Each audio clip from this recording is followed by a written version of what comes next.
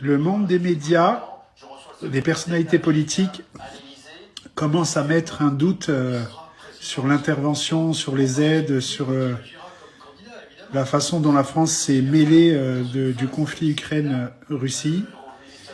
Ils étaient tous passionnés au départ et là ils commencent à avoir un doute parce que les sanctions qu'il y a eu contre la Russie se retournent contre la France. Les prix explosent des matières premières, du gaz, du pétrole, du blé. Et il y a une autre histoire, une belle, que je vais vous raconter. Les Russes ont commandé 550 avions en location sur 15 ans à une société hollandaise. Jusque-là, ça ne nous intéresse pas.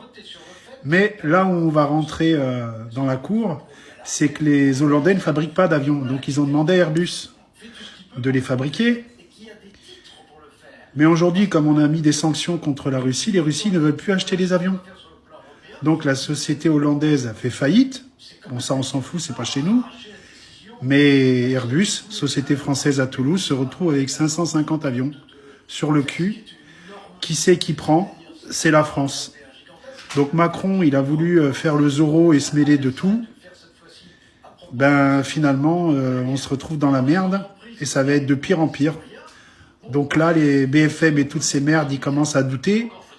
Alors ceux, ils commencent à douter, c'est que ça sent pas bon pour la France. Et comme on dit, quand il y a un doute, il n'y a plus de doute.